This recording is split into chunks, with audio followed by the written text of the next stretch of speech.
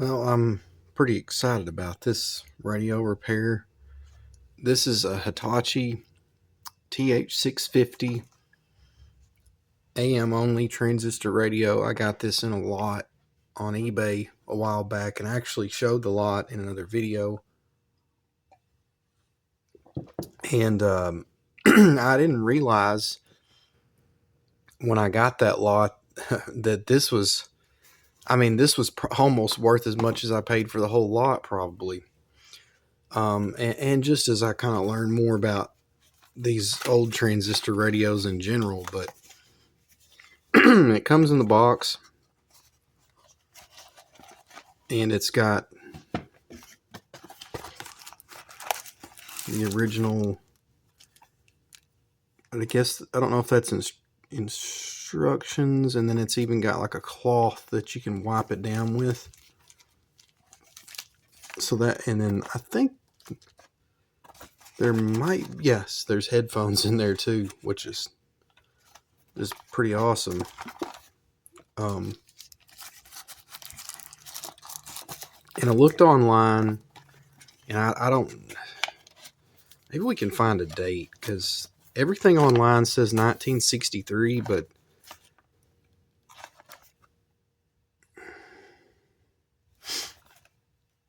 it's made in Japan. If I didn't say that already, maybe we'll find a date code somewhere. But it comes with this case. I believe this is real leather. It feels like leather. One problem is this is not glued on, which is, that could be fixed. But the plastic on this thing is very nice. It's super, just try to get that in there. The camera can kind of show it's super smooth, very shiny, and it appears to be in, other than this not being glued on, it appears to be in very good shape.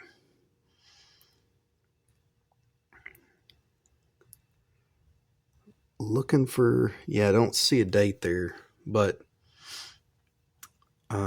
it's a 6 transistor, and after working on some of the Hong Kong stuff, it's really nice to know you're working on a radio where each transistor actually has a purpose and doesn't do something super wacky. And those, I believe those are Hitachi. I looked at it a little bit the other day. I think they're Hitachi transistors and Hitachi capacitors. And I've never seen capacitors like these. It's just like a metal can, and it looks just kind of like the transistors, really. I guess you would just have to look at the side to tell. Takes a 9-volt battery, so this appears to be in decent shape. Doesn't seem to have any corrosion damage from the battery. It does have a dial cord. So if you turn this, you can see that dial moves, so evidently there's a dial cord on the front, I guess, or it would be under this. So that's not my favorite thing in the world, but hopefully we won't have to take the dial cord off. But everything looks to be really good quality. This Japanese stuff, I've worked on one other, well, no, that's not true. I worked on a Panasonic it was actually, I think it was manufactured in Taiwan. And then I've worked on an RCA. I don't have a video of it, that was made in 1967 in the US. And it's just a huge difference in the quality in this stuff that you see between this and like the Hong Kong stuff. So, but I have a schematic. I found a schematic very easily online. So I'm pretty excited about working on it. I think think we'll just get it connected to some power and see what it does first, and then we can take a look at this schematic together and kind of go from there. Okay, yeah. I've got 9-volt battery connected through this analog amp meter, and then I've got it going through a grain of wheat bulb to kind of limit the current. So, and I guess we'll turn it on and kind of see what happens here. I haven't powered it on yet. Well, that's a very good sign. We got audio.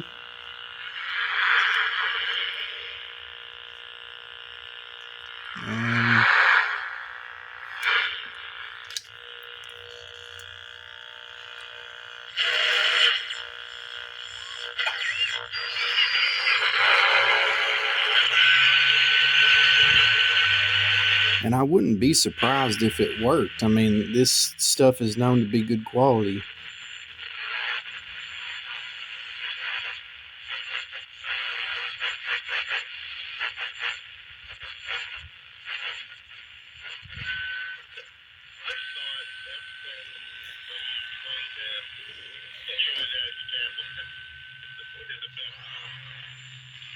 Wow, I would say the audio is really good. Current draw looks pretty good. Oh yeah, we're not drawing too much current, I don't think. But the reception seems to be pretty poor.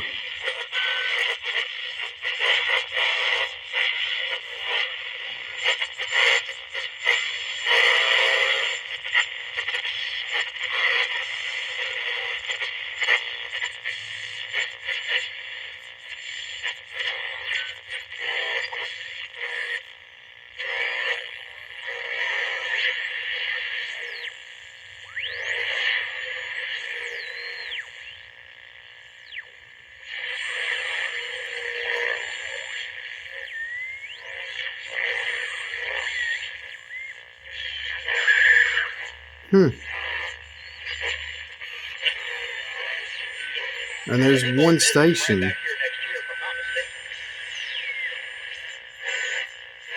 Well, yeah, there's one station, and I happen to know that sports talk station's kind of the strongest one in this area. But wow, I think it should be picking up several more stations. I haven't come across this problem before. I wonder if there's a problem with the alignment, or maybe the IF is running at the wrong frequency or something. I mean, yeah, I don't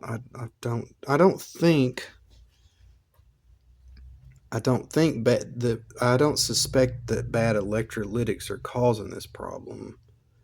I mean, the audio's loud. I think the decoupling capacitor is okay, and it's probably got high ESR, and the AGL I don't think that would affect the reception. I don't think any electrolytics would affect the reception, so I'm going to have to kind of scratch my head a little bit on this one, because this is not something that I really expected. Okay, let's take a look at the schematic and we'll go from there. Okay, here is the schematic for it. I'll zoom in a little bit here. Here we have the over beside the ferrite antenna, we've got the converter,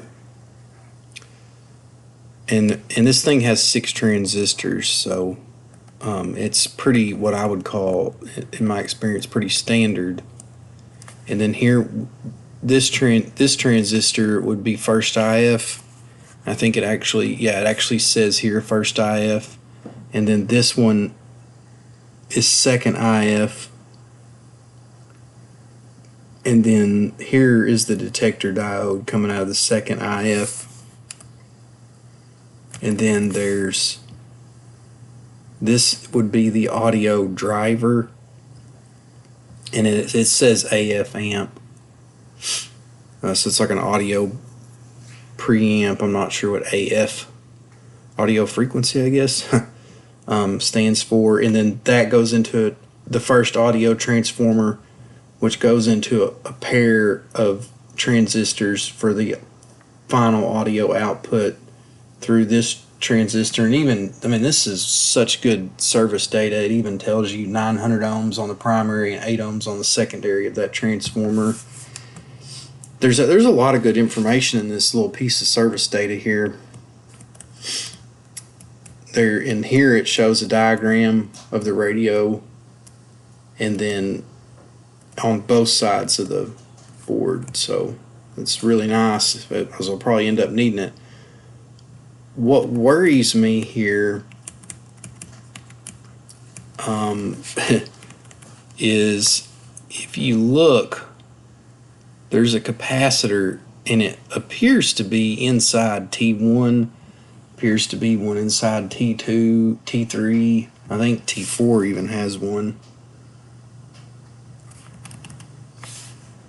Well, there's not one inside this in T4, but there is in T5. I'm assuming, anyway, that capacitor is physically in that transformer. And if that's true, being that this was made in 1963, they could be silver mica. And I have no idea what I'm doing here, so I don't know.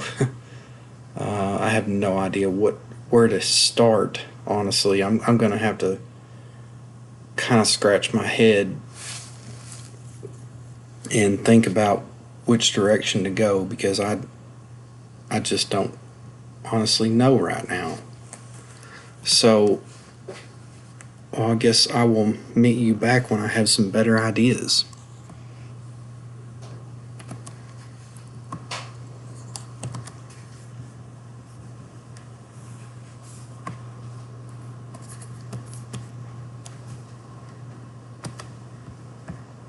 Alright, I'll let you see what I got going on here. So, I decided to check the oscillator, and I'll show you this on the schematic here rather than doing a screen share. I'm just gonna. So this is the converter oscillator transistor, and if you look at the schematic right here, the antenna coil is connected to the base of it, and there we go. On the screen here, probably I move this where you can see it. This is the base of that transistor. This is the antenna wire. Well, probably harder to see here, so that's why I got it on the screen.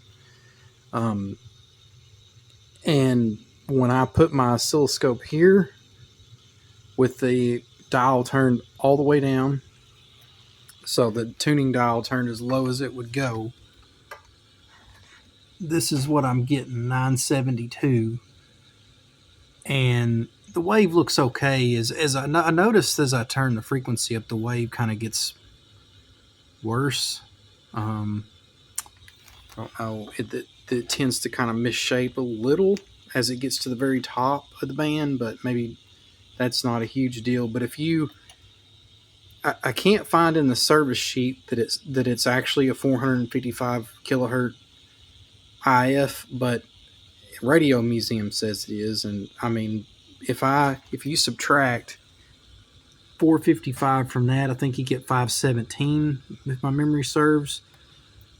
and so that's, you know, the bottom of the AM band. That would be right there. I mean, pretty close. I think the bottom is like 530 or something.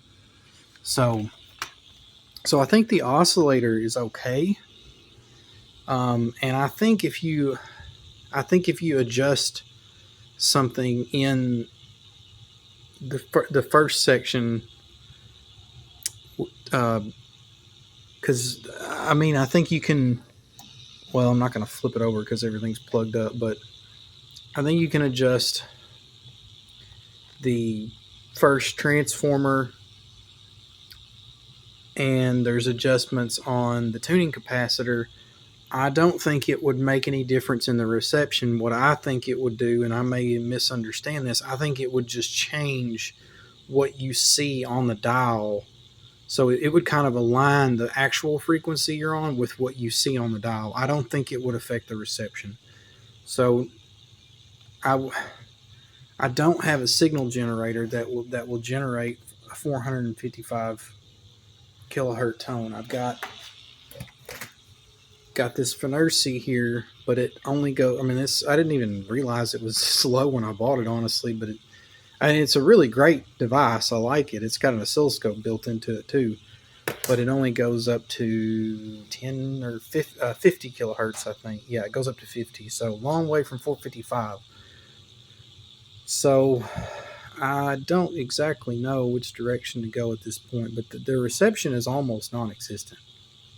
I mean, it's just, I mean, you can get one station kinda, but that's it. So I'm leaning toward, you know, maybe it's got issues with silver mica capacitors in the transformers, or there's a component somewhere in the first or second IF filtering that's just kind of dead. So maybe there's an open resistor or an open ceramic capacitor or something. Hopefully it's something easy, but it does, at least for me, it doesn't look like it's going to turn out that way. But I really wish that